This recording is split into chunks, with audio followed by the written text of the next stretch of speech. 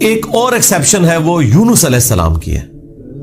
ان کے کیس میں تو اللہ تعالیٰ نے بالکل ڈیفرنٹ ایک فیصلہ فرمایا کہ یونس علیہ السلام کی قوم نے جب عذاب کے آثار دیکھے تو انہوں نے توبہ کی اور اللہ تعالیٰ نے ان سب کا ایمان قبول کر لیا. اور وہ قرآن میں آتا ہے کہ 1,00,000 سے بھی زیادہ لوگ تھے جو سارے کے سارے ایک دن میں مسلمان ہو گئے. یعنی یونس علیہ السلام کی سال ہر سال کی تبلیغ نے کوئی اثر نہیں دکھایا. جب عذاب کے آثار نظر آئے تو انہوں نے ایمان قبول کر لیا. یہ صرف یونس علیہ السلام کی قوم نہیں، باقی قوموں کے بارے میں بھی سورۃ الانبیاء میں آیا کہ جب کبھی بھی رسولوں کے مخالفین پر عذاب آتا تھا تو مخالفین اس عذاب کے وقت پھر چیخیں مارتے تھے اور کہتے تھے کہ یا اللہ ہمیں ایک دفعہ چھوڑ دے، اب ہم تیرے نبی کو مانیں گے. سب سے بڑا خبیث فرعون، اس کے بارے میں قرآن میں سورہ یونس میں ہی ہم پڑھ چکے ہیں کہ اس نے بھی موت کے وقت کہا تھا کہ میں ایمان لاتا ہوں موسیٰ علیہ السلام کے رب پر، بنو اسرائیل کے رب پر. اور پھر اللہ تعالیٰ نے جواب میں فرمایا آن، اس وقت اب ایمان لے کر آیا، اس وقت ایمان لانا تجھے کوئی فائدہ نہیں دے گا. جو جامع ترمذی میں بھی حدیث ہے کہ موت کے غرغرے سے پہلے پہلے توبہ قبول ہے. یہ جو موت کا غرغرہ ہے نا، یہ امتوں کے کیسز میں عذاب کے آثار کا سامنے نظر آنا ہے. وہ پوری قوم کے لیے موت کے غرغرے کا وقت ہے، اگرچہ وہ ان پہ نظر نہیں آئی ہے لیکن وہ اللہ کا فیصلہ ہو چکا ہے. وہ اب انہوں نے کنفرم مرنا ہی مرنا ہے. وہ آثار جب نظر آنا شروع ہوئے تو باقی قومیں بھی آہو بکا کرتی تھیں، اس قوم نے بھی آہو بکا کیا اور اللہ تعالیٰ نے ان کے کیس میں وہ سن لیا اور انہیں بچا لیا. اور جب یونس علیہ السلام واپس آئے وہ تو دنگ رہ گئے کہ یہ کیا ہوا، میں تو انہیں عذاب کا وعدہ دے کے گیا تھا، یہ سارے کے سارے زندہ سلامت ہیں. اور اس سے بڑھ کر ان کو حیرانگی یہ ہوئی کہ وہ سب کے سب لوگ ایمان بھی لے آئے. تو اب حضرت یونس علیہ السلام کو وہ غم تو بھول گیا کہ میرا دیا ہوا وعدہ پورا نہیں ہوا. ظاہر ہے ایک امبیرسمنٹ تو تھی کہ آپ قوم کو کہہ کے یہ نکلے ہیں کہ اب تم پہ عذاب آئے گا اور عذاب نہیں آیا. تو امبیرسمنٹ تو حضرت یونس علیہ السلام نے فیل کی، لیکن اس کی کمپنسیشن اللہ نے اس حوالے سے کر دی کہ جو ان کا مقصد ہے وہ پورا ہو گیا کہ لوگ ایمان لے آئے. آپ سورۃ الاعراف میں، سورہ ہود میں بھی دیکھیں گے کہ جب کبھی قوموں پر عذاب آتا ہے تو اینڈ پہ وہ قوم کا پیغمبر عذاب دیکھنے کے بعد اپنی قوم سے مخاطب ہو کے کہتا ہے کہ میری قوم، میں نے تو بڑی کوشش کی تھی کہ تمہیں اس عذاب سے بچا لیتا لیکن تم خود گمراہی پر تلے ہوئے تھے. تو عذاب کے بعد بھی قوموں کا درد پیغمبروں کے سینے میں رہتا ہے، ایک نیچرل چیز ہے. رقیق القلب ہوتے ہیں نا جو پیغمبر ہوتے ہیں. تو یہاں پر جب انہوں نے دیکھا سب ایمان لے ہیں تو ظاہر ہے کہ وہ ایک ہیپی اینڈنگ ہوئی ہے. کیا ڈراپ سین ہوا ہے. میں کبھی بعض اوقات یہ جب حضرت یونس علیہ السلام کی قوم کا واقعہ قرآن میں پڑھتا ہوں نا تو میں بڑی خواہش کرتا ہوں کہ میں جنت میں جا کے یہ منظر دیکھوں کہ وقت کا پیغمبر عذاب کی وعید سنا کے گیا ہے اور لوگ چیخو پکار کر رہے ہیں اور ایسا یونیک کیس ہو گیا ہے، سمجھ لیں مردے ہی زندہ ہو گئے کہ اللہ تعالیٰ ان کی چیخو پکار سن کے ان کی توبہ بھی قبول کر لیتا ہے. اور پھر یونس علیہ السلام جب واپس آتے ہیں ان کی حیرانگی کیا ہوگی. ٹھیک ہے، کیا ڈراپ سین ہوگا. میں کہتا ہوں جی اس طرح کی کوئی ٹریجک فلم نہیں ہو سکتی جو یونس علیہ السلام اور ان کی قوم کی ہے. اور وہ کیوں ہوا؟ صرف یونس علیہ السلام سے ایک اجتہادی خطا ہوئی. ہم اسے گناہ نہیں کہتے، وہ خطا ہے. انبیاء خطا کرتے ہیں لیکن چونکہ وہ اپنی خطا پر قائم نہیں رہتے اور وہ گناہ کے زمرے میں بھی نہیں ہے، غلطی ہے بحیثیت انسان. انسان غلطیوں سے پاک اگر ہم پیغمبروں کو کہتے ہیں تو یہ پاک وہ والا نہیں ہے جس طرح اللہ پاک ہے. آپ سبحان کا لفظ صرف اللہ کے ساتھ بولتے ہیں، کوئی پیغمبر بھی سبحان نہیں ہے. پرفیکٹ صرف اللہ ہے. دیکھیں انسان تو ہے ہی امپرفیکٹ. جب ہم نیند کے محتاج، کھانے پینے کے محتاج، اس کے بعد ٹوائلٹ کے محتاج اور سب سے بڑھ کر اپنی زندگی کے لیے اپنے رب کے محتاج، تو انسان تو پرفیکٹ ہے ہی نہیں ہے. پرفیکٹ صرف اللہ ہے جو کسی کا محتاج نہیں ہے. غلطیوں سے پاک صرف اللہ ہے، باقی غلطی تو کسی سے ہو سکتی ہے. لیکن پیغمبر کو ہم جو کہتے ہیں نا کہ پیغمبر غلطیوں سے معصوم ہے، عصمت انبیاء کا عقیدہ، اس کا مطلب یہ ہے کہ وہ گناہ نہیں کرتے. خطا بہرحال ان سے ہو جاتی ہے اور خطا جب ہوتی ہے تو اللہ تعالیٰ ان کی ریمیڈی فرماتا ہے، ان کی اصلاح کرتا ہے. وہ اپنی خطا پر قائم نہیں رہتے، رجوع کر لیتے ہیں اور جب رجوع کرتے ہیں تو امت کے لیے وہ رول ماڈل ہوتے ہیں. آج کی ڈیٹ میں رسول اللہ صلی اللہ علیہ وآلہ وسلم معصوم ہے کہ اگر زندگی میں کوئی اجتہادی خطا ان سے ہوئی تو اللہ تعالیٰ نے اس کی ریمیڈی فرما دی اور پھر اس غلطی کو معاف کر دیا. وہ گناہ نہیں تھا, یہ ذہن میں رکھیے گا, گناہ اور غلطی میں فرق ہے. گناہ وہ ہوتا ہے کہ جو پوری وعید معلوم ہونے کے باوجود انسان وہ ایکٹیویٹی پرفارم کر لے. اجتہادی خطا یہ ہوتی ہے کہ وہ ایک ایسی صورتحال اس کے سامنے آئے جس میں اس کے سامنے دو آپشن موجود ہوں اور اس میں سے وہ ایک ایسا آپشن اڈاپٹ کر لے جو اللہ کی مرضی نہ ہو, اور جو اللہ کی مرضی والا آپشن ہے اسے وہ ترک کر دے. اور یہ وہ بدنیتی پہ نہیں کر رہا, اس کی سمجھ میں ہے ہی ہے اس کا آپشن, وہ نافرمانی سمجھ کے نہیں کر رہا. جس طرح نبی علیہ السلام نے کیا, غزوہ بدر کے قیدیوں کو چھوڑ دیا. سورہ محمد میں یہ آیت نازل ہو چکی بھی تھی کہ جب تک فتنہ مکمل طور پر ختم نہیں ہو جاتا آپ نے ان کو قتل کرنا ہے, اپنے مخالفین کو. قتال کی آپ کو اجازت دی گئی, سورہ محمد کا نام ہی سورہ قتال ہے. ہاں, جب فتنہ ختم ہو جائے اس کے بعد جو جنگیں ہوں گی نا, اس کے بعد آپ کی مرضی ہے, چاہے تو فدیہ لے کے کافر قیدیوں کو چھوڑ دیں اور چاہے آپ انہیں قتل کریں. اب بدر کے بعد فتنہ تو ختم نہیں ہوا تھا, لیکن نبی علیہ السلام نے یہ ایزیوم کیا کہ 70 سردار ان کے مر گئے, ان کی کمر ٹوٹ گئی, وہ جو 70 ہم نے قیدی کیے ہوئے, چلو ہم انہیں فدیہ لے کے چھوڑ دیتے ہیں, شاید یہ لوگ اسلام قبول کر لیں.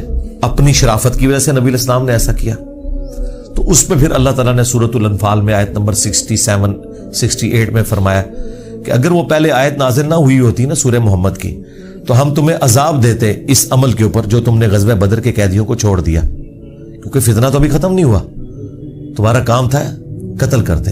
اور حضرت عمر کا مشورہ بھی یہی تھا بخاری مسلم میں, لیکن نبی علیہ السلام اور حضرت ابوبکر اپنی شفقت کی وجہ سے انہوں نے یہ پلی لی کہ وہ آیت میں آیا نا کہ فتنہ جب ختم ہو جائے تو پھر تمہاری مرضی ہے, تو ہم یہ زیوم کرتے ہیں کہ فتنہ ختم ہو گیا. یہ بدنیتی کی وجہ سے نہیں تھا, واقعی انہوں نے یہ زیوم کیا تھا, لیکن وہ کس قسم کے ناہنجار لوگ تھے. حضرت عمر رضی اللہ تعالیٰ عنہ نے یہ کنکلوڈ کیا کہ نہیں, یہ اس قابل ہے, یہ قتل ہونے چاہیے. بہرحال وہ اجتہادی خطا اللہ تعالیٰ نے معاف کی. اس طرح باقی انبیاء کرام کے بارے میں حضرت آدم علیہ السلام کی غلطی کا ذکر ہے, موسیٰ علیہ السلام سے بندہ مر گیا تھا, نوح علیہ السلام نے اپنے کافر بیٹے کے لیے دعا کر دی تھی. حالانکہ آج ایک مسلمان, عام مسلمان کو بھی پتا ہے کہ کافر کی مغفرت نہیں ہو سکتی, تو نوح علیہ السلام کو کیا نہیں پتا تھا, بس وہ وقتی طور پر ایک سمجھ لیں ایک باپ کی حیثیت سے ان کا دل پسیج گیا. انہوں نے کہا یا اللہ تو نے وعدہ کیا تھا مجھ سے کہ تو مجھے اور میرے گھر والوں کو بچائے گا, تو میرا بیٹا بھی تو میرے گھر والا تھا. تو اللہ تعالیٰ نے فرمایا کہ اس چیز کا سوال نہ کر جس کے بارے میں تجھے علم نہیں ہے. بڑا کریٹیکل جملہ تھا, اس میں مسئلہ تقدیر بھی چھپا ہوا ہے. ایک تو سمپل معنی ہے کہ اس بارے میں مجھ سے سوال کیوں کر رہا ہے, تم نے کب یہ ایزیوم کر لیا کہ تمہارے گھر والے اگر کفر کریں گے تو میں انہیں چھوڑ دوں گا. گھر والوں سے مراد وہ گھر والے تھے جو ایمان لے کر آئیں گے. آپ کی بیوی نہیں لائی, ایک بیٹا نہیں لایا, باقی گھر والے لے آئے ایمان, تو بچ گئے. اور دوسرا یہ جو جملہ تھا نا کہ اس چیز کا سوال نہ کر جس کے بارے میں تجھے علم نہیں, سورہ ہود میں آیت نمبر 46 میں, اور اے نوح جاہلوں میں شمار نہ ہو. یہ بڑا سخت جملہ ہے, یہ مسئلہ تقدیر کی طرف اشارہ ہے کہ تجھے نہیں پتا کہ میری تقدیر میں لکھا ہے کہ یہ نبی کا بیٹا ہونے کے باوجود بھی اللہ کے علم میں یہ جہنمی ہے. وہ اللہ تعالیٰ نے اسے جہنمی نہیں بنایا بلکہ اپنے کرتوتوں کی وجہ سے. تو اللہ کی تقدیر کے اوپر تو کسی کا بھی علم نہیں ہے نا جب تک اللہ تعالیٰ مطلع نہ کر دے. یہ بہت کریٹیکل ایشو ہے, اس لیے میں نے الگ سے ایک ویڈیو اس پہ ریکارڈ کروائی ہے. عصمت انبیاء کا عقیدہ, اس کا ٹائٹل ہے انبیاء گناہ نہیں کرتے. یہ ہمیں جو عصمت انبیاء کا عقیدہ بتایا گیا وہ یہ ہے کہ نعوذ باللہ انبیاء کے اندر گناہ کرنے کی حص ہی نہیں ہوتی. یعنی انبیاء کرام جو ہے ان کے ساتھ وہ کمزوریاں بشری اٹیچ نہیں ہیں جو باقی انسانوں کے ساتھ اٹیچ ہیں. اگر یہ بات ہوتی تو انبیاء کی فضیلت ہی نہ ہوتی. انبیاء کی فضیلت ہے ہی اس وجہ سے کہ وہ بشری کمزوریوں پر اوور کم کرتے ہوئے اللہ کے خوف کی وجہ سے گناہوں سے بچ جاتے ہیں. ادروائز پھر فرشتوں میں اور انسانوں میں کوئی فرق ہی نہ رہ جائے. تو یہ ہے اصل چیز جو انہیں فضیلت میں لے جاتی ہے عام انسانوں کی نسبت, کہ وہ اللہ کا اتنا خوف رکھتے ہیں کہ وہ گناہوں سے بچتے ہیں. رہی لغزش اجتہادی خطا وہ ہو سکتی ہے. تو میں نے وہ انبیاء گناہ نہیں کرتے، اس میں تفصیل کے ساتھ واقعات مختلف قرآن سے بیان کیے ہیں۔ سورہ یوسف میں ہے کہ اس عورت نے یوسف کا قصد کیا، یوسف بھی عورت کا قصد کر لیتا اگر اپنے رب کی برہان نہ دیکھتا۔ اب اندازہ کریں، اللہ تعالیٰ فرما رہا ہے کہ یوسف علیہ السلام بھی اس برائی میں پڑ جاتے اگر اللہ تعالیٰ انہیں ایک خاص نشانی نہ دکھاتا۔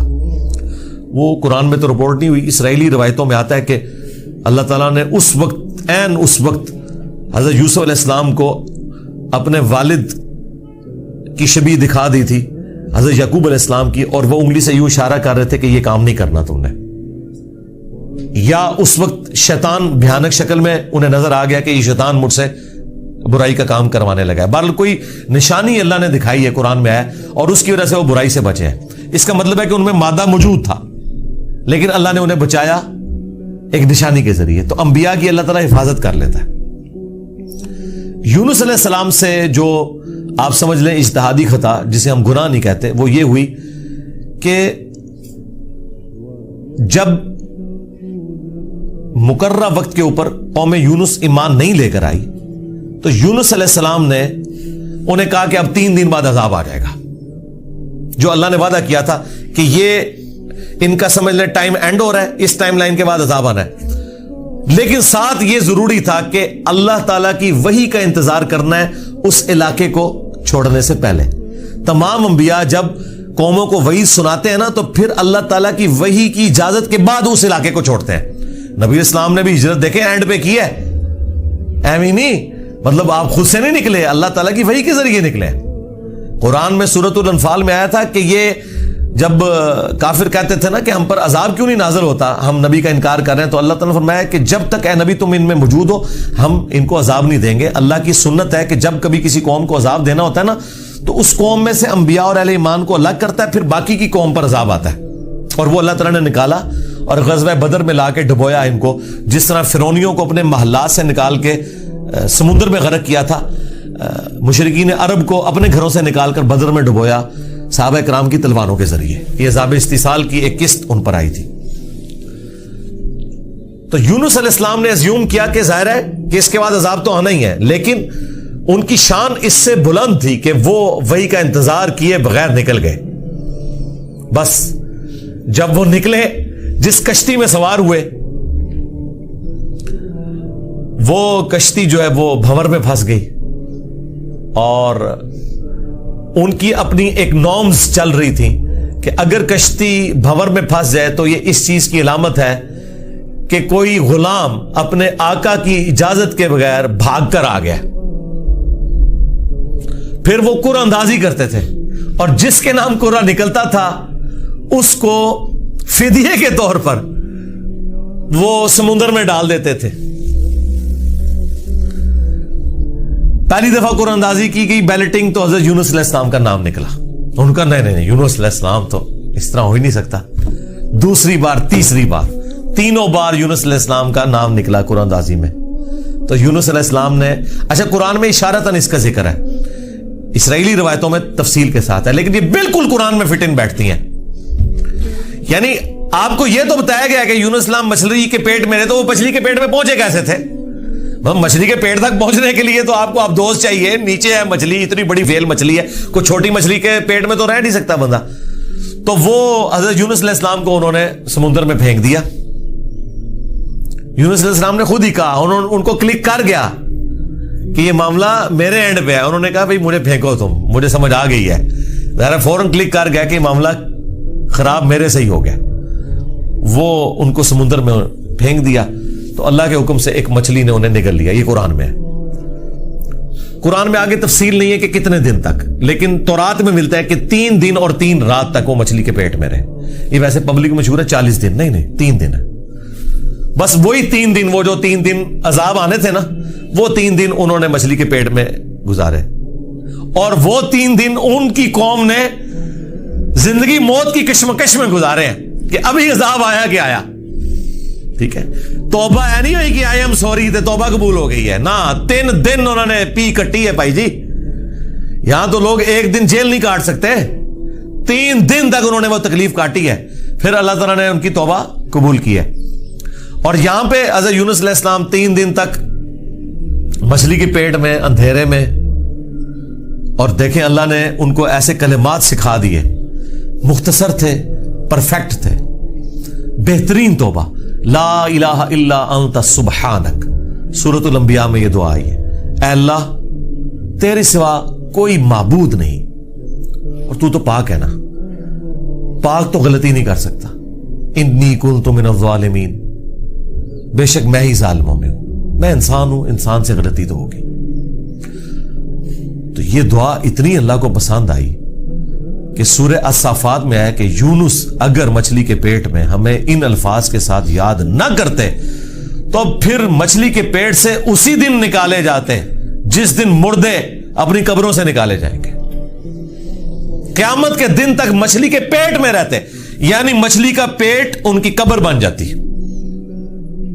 اتنا غصہ ایک جملے نے ٹھنڈا کر دیا، اور ساتھ اللہ نے فرمایا کذالک ننجی المؤمنین، ہم اہل ایمان کو اسی طریقے سے نجات دیں گے، یعنی جو بھی یونس والے طریقے سے ہماری طرف متوجہ ہوا اسے بھی ہم نجات دیں گے۔ یہ دعا ہمیں اتنی پسند ہے کہ جو ان الفاظ کے ساتھ ہم سے معافی مانگے گا ہم اسے بھی نجات دیں گے۔ جامع ترمذی میں حدیث ہے، جو یونس علیہ السلام کی دعا کے ذریعے اللہ کی طرف متوجہ ہوا اللہ تعالیٰ کبھی اسے محروم نہیں لوٹائے گا۔ لا الہ الا انت سبحانک انی کنت من الظالمین، اور جمع کے صیغے سے پڑھیں گے تو لا الہ الا انت سبحانک انا کننا من الظالمین، وہاں تھا انی کنت من الظالمین، یہ ہے انا کننا من الظالمین۔ دونوں طریقے سے آپ دعا مانگ سکتے ہیں، بہترین دعا ہے یہ، اسم اعظم ہے دعاؤں کی قبولیت کے لیے۔ قرآن میں بھی آیا کذالک ننجی المؤمنین، اور جامع ترمذی میں بھی آیا کہ جو اس دعا کے ذریعے اللہ کی طرف متوجہ ہوگا اللہ تعالیٰ اسے محروم نہیں لوٹائے گا۔ لہذا جو جامع ترمذی میں حدیث ہے نا کہ اللہ کی حمد اور دروشی پڑھ کے دعا کرو تو قبول ہوتی ہے، تو وہ اللہ کی حمد میں نا آپ اس کو شامل کریں، لا الہ الا انت سبحانک انی کنت من الظالمین۔ یہ اللہ کی بیسٹ حمد بھی ہے اور بیسٹ استغفار بھی ہے، اور ایسا استغفار ہے کہ اللہ کی رحمت کو ٹریگر کرنے والا ہے۔ دیکھیں آپ نے اللہ تعالیٰ کی کس چیز کو ہائی لائٹ کیا ہے کہ یا اللہ تو پاک ہے، تو غلطی کر نہیں سکتا، اس کی عظمت مان لی، اور پھر ساتھ ہی کہا کہ مجھے تو نے بنایا ہی ایسا ہے کہ میں غلطی کروں گا، تو دیکھ میں کمزور ہوں، میں مان رہا ہوں میں غلطی کروں گا، تو کر بیٹھا ہوں تو معاف کر دینا۔ اس سے بیسٹ انداز نہیں ہو سکتا اپنی غلطیوں پر معافی مانگنے کا۔ تو یہ حرز جاں بنائیں، لا الہ الا انت سبحانک انی کنت من الظالمین۔ یقین کریں یہ دعا آپ کے سامنے یونس علیہ السلام ہو، مچھلی کا پیٹ، گپ اندھیرا، 3 دن 3 رات، دنیا میں کوئی آ کے آپ کو ریسکیو نہیں کر سکتا، اور موت سامنے نظر آ رہی ہے۔ حضرت یونس علیہ السلام اسی طریقے سے بچے ہیں جیسے مردہ کو زندہ ہو جائے، اور یہاں لوگ کہتے ہیں بڑا گرم ذکر ہے جی، خوشبو لا کے کرنا چاہیے اور صاف ستھری جگہ۔ بھائی جس نے یہ کیا تھا اس سے زیادہ تعفن والی جگہ کوئی نہیں تھی، مچھلی کا پیٹ۔ یہ تو چلتے پھرتے، نہ اس کے لیے وضو ہونا شرط ہے، نہ اس کے لیے غسل ہونا شرط ہے، اس کے لیے صرف ایک نیک نیتی کے ساتھ اللہ کی طرف متوجہ ہونا شرط ہے کہ آپ مان لیں کہ آپ کمزور ہیں، طاقتور وہ ہے، آپ غلطی کریں گے وہ غلطی نہیں کرتا، آپ معافی مانگیں گے وہ معافی دینے والا ہے۔ اللہ بھی التواب ہے اور بندے بھی توبہ کرنے والے ہیں۔ اللہ کی توبہ یہ ہے کہ جب آپ اللہ کی طرف رجوع کرتے ہیں، توبہ کا مطلب ہوتا ہے رجوع لانا، تو اللہ آپ کی طرف رجوع لے آتا ہے۔ جو بخاری مسلم میں حدیث ہے کہ جو شخص توبہ کر کے اللہ کی طرف رجوع لاتا ہے تو اللہ کو اس شخص سے زیادہ خوشی ہوتی ہے کہ جو اکیلا ریگستان میں ہو، اچانک اس کی سواری غائب ہو جائے اور وہ اپنی موت کا انتظار کرنا شروع کر دے، اور پھر تھوڑی دیر بعد وہ سواری واپس آ جائے جس پہ اس کا سامان لدا ہوا ہے، اسے نئی زندگی ملے، اور وہ اتنا خوش ہو کہ اس کی زبان سے نکل جائے اے اللہ تو میرا بندہ میں تیرا رب، من شدت الفرح، خوشی کی شدت کی وجہ سے، حالانکہ اس نے یہ کہنا تھا کہ اے اللہ میں تیرا بندہ تو میرا رب۔ اس سے زیادہ اللہ تعالیٰ کو خوشی ہوتی ہے جو بندہ رجوع لے آتا ہے۔ تو یونس علیہ السلام کی دعاؤں کو آپ اپنے استغفار میں، اپنی صبح و شام کے اذکار میں، ہر جگہ اپنے تشہد کے اندر اس دعا کو پڑھا کریں۔ یہ بڑے بڑے مشکلوں کو آسان کر دیتی ہے۔ یار آپ دیکھیں ایک بندے کو اپنی موت سامنے نظر آ رہی ہے اور اس موت میں سے اسے زندگی مل جائے، بس جب آپ نا امیدی کے اینڈ پر پہنچے ہوں اور آپ کو کوئی امید نظر نہ آئے تو آپ یہ پڑھیں لا الہ الا انت سبحانک انی کنت من الظالمین. انشاءاللہ تعالی اللہ تعالی اس مشکل میں بھی کوئی نہ کوئی ایسی راہ نکال دے گا جو آپ نے گمان بھی نہیں کبھی کی ہوگی. بہرحال وہ 3 دن اور 3 رات کے بعد یونس علیہ السلام کو مچھلی نے ساحل پر ڈال دیا. اب ان کا جسم کافی ڈیمیج ہو چکا ہوا تھا. قرآن میں آیا کہ ان کے لیے اللہ تعالیٰ نے کدو کی بیل اگا دی جو ان کے اوپر سایہ کی ہوئی تھی, کیونکہ بالکل لاغر ہوئے تھے وہ, اور پھر دھوپ سے بچاؤ کے لیے وہ بیل بھی ان کو چاہیے تھی. پھر سسٹین ہوئے, جب واپس اپنی قوم میں آئے تو دیکھا کہ جناب سارے رفع دین نمازاں پڑھ رہے ہیں. انہوں نے کہا پوری زندگی بخاری مسلم دی حدیثاں دکھائیاں, انہیں رفع دین نہیں شروع کیتا, اچانک کیا ہو گیا ہے؟ یعنی وہ سارے کے سارے مان لے. یہ میں آج کے دور میں ٹرانسلیٹ کر رہا ہوں. پھر کہنے کے کتنے لکھے ہیں سرکار, دیکھیں اللہ تعالیٰ ہر دور میں اپنے بندے بھیجتا ہے جو اس دور کی لینگویج میں ان کو وہ بات سمجھاتے ہیں. تو انہوں نے دیکھا بھی انقلاب یہ کہاں سے آ گیا, سارے اونچی آمین کہہ رہے ہیں, سارے رفع الیدین سے نماز پڑھ رہے ہیں, سارے نے جڑے اپنی شلوانہ جھونگ لیا نے, کیا ہو گیا ہے؟ تو پتہ چلا کہ جناب اللہ تعالیٰ نے معاف کر دیا ان کو. اور یہ ایک ایسا ایکسیپشنل واقعہ ہے جو اللہ تعالیٰ کی پوری بنائے ہوئے پلان کے اندر, پوری ڈیسٹنی میں, پوری انسانی تاریخ میں اور کسی کے لیے نہیں ہوا. اس خاص واقعے کی وجہ سے ہی اس سورت کا نام سورہ یونس ہے. اگرچہ یونس علیہ السلام کا ذکر آپ نے دیکھ لیا, بس یہ اتنا صحیح آ رہا ہے. یہ باقی پورے واقعات قرآن میں سکیٹرڈ فارم میں ہے. سورہ ہود سے میں نے بیان کیا, سورۃ الاعراف, باقی سورتوں سے جوڑ کے آپ کو ایک جگہ پوری پکچر بتائی ہے. حالانکہ عام بندے سے پوچھے نا کہ سورہ یونس میں کیا ہوگا تو وہ یہ بتائیں گے آپ کو کہ سورہ یونس میں یہ لکھا ہوا ہوگا کہ حضرت یونس علیہ السلام کتنے خوبصورت تھے, ان کی زلفوں کا رنگ کیا تھا, ان کے ماں باپ کہاں رہتے تھے, وہ کہاں پیدا ہوئے, کہاں فوت ہوئے. عام آدمی تو یہ سمجھ رہا ہوگا. حالانکہ سورہ یونس کا جو مرکزی ٹاپک ہے نا وہ توحید ہے, ٹوٹل توحید. اور اس میں حضرت یونس علیہ السلام بھی فٹ ان بیٹھ رہے ہیں. کیوں؟ توحید کا مطلب یہ ہے کہ ہوگا وہ جو اللہ چاہے گا, اور اللہ چاہے تو اپنا بنایا ہوا قانون بھی توڑ سکتا ہے. اللہ اپنے قانون کا بھی کوئی پابند نہیں ہے. لیکن یہ دنیا کے اعتبار سے, آخرت کے لیے نہیں. آخرت کے لیے اللہ نے قرآن میں یہ بتایا کہ میں اپنے وعدے کے خلاف نہیں چلوں گا. آخرت اللہ کا قانون نہیں ہے, وعدہ ہے. اور اگر اللہ وعدہ توڑتا ہے نا تو وہ اللہ نہیں رہتا, کیونکہ جو وعدہ پورا نہ کرے وہ جھوٹا ہوتا ہے, اور جھوٹ اللہ کی طرف منسوب نہیں. لیکن دنیا میں اللہ تعالیٰ اپنے بنائے ہوئے قوانین توڑ دیتا ہے. وہ اللہ کے کوئی وعدے نہیں ہے. اللہ کا قانون ہے کہ آگ جلائے گی, ابراہیم کو نہیں جلایا, تو اللہ تعالیٰ کو اس سے کوئی فرق نہیں پڑتا. یہ اللہ کا کوئی وعدہ نہیں تھا. چھری کاٹتی ہے, اسماعیل علیہ السلام کو نہیں کاٹا, یہ اللہ کا قانون ٹوٹا. سمندر میں انسان غرق ہو جاتا ہے, موسیٰ علیہ السلام کے لیے راستہ بن گیا, یہ اللہ کا قانون ٹوٹا معجزے کے طور پر. آخرت میں کوئی قانون نہیں ٹوٹے گا. جو مواہد دنیا سے گیا, اللہ کا تابع فرمان, پیغمبروں کا مطیع, پھر اس پہ تقدیر غالب نہیں آئے گی کہ نہیں جی اے تیری میں ایک گل سنبھال کے رکھی ہے, دادا تو زیرو نل ملٹیپلائی ہو گیا. نہیں, وہاں بھائی نیکیاں تولی جائیں گی. چاہے گناہوں کے پلڑے میں بڑے سے بڑا گناہ بھی آ گیا شرک کے سوا, اور نیکیاں بھاری ہو گئی, تو اللہ تعالیٰ کسی کو یہ کہے گا کہ بھی نہیں کہ بالکل دوتے اے زیرو زیرو ہی بچے ہیں. نہیں, بس یہ میرا وعدہ ہے کہ میں بچا لوں گا. بلکہ اللہ کی تو رحمت اس سے بھی زیادہ ہے. وہ تو اپنے پیغمبر کی شفاعت سے جن کے نیکیوں کے پلڑے ہلکے بھی ہو جائیں گے ان کی بھی کمپنسیشن فرما دے گا, اگر وہ شرک نہ کرتے ہوئے. انشاءاللہ تعالی ہمیں تو اللہ تعالیٰ بغیر حساب و کتاب کی جنت میں داخلہ عطا فرمائے. آمین. مع النبیین والصدیقین والشہداء والصالحین. آمین. بہرحال یونس علیہ السلام جب واپس آئے, انہوں نے یہ ساری بہاریں دیکھی تو ظاہر ہے کہ خوشی خوشی انہوں نے اس کو ایکسیپٹ کیا, اور اللہ تعالیٰ نے پھر اس کو قیامت تک کے لیے قرآن میں نقل کر دیا.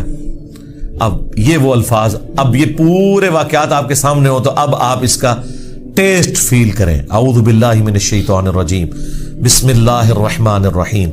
فلولا كانت قرية آمنت فنفعها ایمانها, پس کیوں ایسا نہ ہوا کہ کوئی بستی ایمان لائی ہو تو اس کو ایمان لانا نفع دے دیتا. یہ کبھی ہوا ہی نہیں ایسا. الا قوم یونس, سوائے قوم یونس کے, کہ یونس علیہ السلام کی اجتہادی خطا جو ڈیبٹ تھی وہ کریڈٹ بن گئی ان کے امت کے حق میں، کہ چونکہ ان کے وقت کے پیغمبر نے اللہ کی وحی کے انتظار کے بغیر وہ جگہ چھوڑ دی تھی، اللہ نے اس کا بینیفٹ ان کی قوم کو دے دیا۔ لما آمنوا، جب وہ ایمان لے آئے، کشفنا عنہم عذاب الخزی فی الحیات الدنیا، تو ہم نے دور کر دیا ان سے، کھول دیا دنیا کی زندگی کی رسوائی کا عذاب، وَمَتَّعْنَاهُمْ إِلَىٰ حِينٍ، اور ہم نے انہیں دنیا میں لطف اندوز ہونے کے لیے ایک اور مدت فراہم کر دی۔ اللہم احسن عاقبتنا فی الامور کلہا واجرنا من خزی الدنیا وعذاب الآخرہ، آمین۔ تو یہاں پر وہ عذاب ہم نے ان سے دور کر دیا، یعنی وہ عذاب آیا ہوا تھا، اس کے اثار نمایاں تھے، پھر اللہ تعالیٰ نے وہ کھول دیا، وہ جس شکل میں بھی تھا، کوئی بادل آئے ہوئے تھے پھر کھول دیے۔ وَلَوْ شَاءَ رَبُّكَ لَآمَنَ مَنْ فِي الْأَرْضِ كُلُّهُمْ جَمِيعًا، اور اگر تمہارا رب چاہتا تو جتنے لوگ زمین میں آباد ہیں سب کے سب مومن ہو جاتے۔ اس کا کیا مطلب ہے کہ اگر اللہ تعالیٰ زبردستی ہدایت دینا چاہتا، اس کا یہ مطلب نہیں ہے کہ اللہ تعالیٰ یہ چاہتا ہے کہ لوگ جہنم میں جائیں، یہ رسول اللہ کو سنگولر کے سیغے سے تسلی دی جا رہی ہے کہ اگر اللہ تعالیٰ نے زبردستی ایمان دینا ہوتا نا تو دے دیتا سب کو، لیکن اللہ تعالیٰ یہ چاہتا ہے کہ لوگ خود سے اپنی چوائس سے مجھے چوز کریں۔ افانت تکرہ الناس حتی یکونوا مؤمنین، تو اے نبی کیا آپ لوگوں کو مجبور کرنا چاہتے ہیں یہاں تک کہ وہ ایمان لے آئیں؟ یعنی آپ نے زبردستی نہیں کرنا۔ حضور ٹینشن ہی بڑی لیتے تھے کہ میں دعوت دے رہا ہوں لوگ قبول نہیں کر رہے، تو حضور کو کہا گیا آپ نے ٹینشن نہیں لینی، جنہوں نے جہنم میں جانا ہے جائیں۔ سورۃ البقرہ میں آیا کہ ہم آپ سے نہیں پوچھیں گے لوگ جہنم میں کیوں پہنچ گئے۔ سورہ طٰہٰ میں آیا کہ ہم نے قرآن اس لیے نازل نہیں کیا کہ آپ مشقت میں پڑ جائیں۔ ما انزلنا علیک القرآن لتشقى الا تذکرۃ لمن یخشی، یہ اس کے لیے ہے جو اللہ کی دھمکی سے ڈر جائے۔ وما کان لنفس ان تؤمن الا باذن اللہ، اور کسی جان کے لیے یہ ممکن ہی نہیں ہے کہ وہ ایمان لے آئے مگر اللہ کے اذن سے۔ مراد یہ کہ صرف کوشش بھی کوئی چیز نہیں ہے، اللہ کی طرف متوجہ بھی ہوں، تقدیر پلس کوشش دونوں مل کے کمپلیشن کی طرف جاتے ہیں۔ ربنا لا تزغ قلوبنا بعد اذ ہدیتنا وہب لنا من لدنک رحمہ انک انت الوہاب، آمین۔ وَيَجْعَلُ الرِّجْسَ عَلَى الَّذِينَ لَا يَعْقِلُونَ، اور اللہ تعالیٰ کی سنت ہے کہ وہ گندگی ڈال دیتا ہے ان لوگوں پر جو بے سمجھ ہیں، یعنی جو اپنی عقل کو استعمال نہیں کرتے ان پر اللہ گندگی ڈال دیتا ہے، انہیں حق بات سجائی نہیں دیتی، اور دوسروں کو اللہ تعالیٰ ان کی کوشش کی سبب ایمان دے دیتا ہے۔ اس کو آپ دنیا میں مثال سے سمجھیں، ایک ہی بارش برستی ہے نا، زرخیز زمین پر برستی ہے تو وہاں سے کھیتی نکلتی ہے، اور گندگی کے ڈھیر پہ جب وہ بارش پڑتی ہے تو بدبو نکلتی ہے۔ اس میں بارش کا قصور نہیں ہے، اس گندگی کے ڈھیر کا ہے۔ ایک شخص نے اپنے آپ کو خود گندگی کا ڈھیر بنا لیا کہ اس نے حق بات قبول نہیں کرنی، تو اس کا اینڈ رزلٹ یہی نکلنا ہے کہ اس سے آپ پورا قرآن گزار دیں، اسے کوئی فرق نہیں پڑے گا۔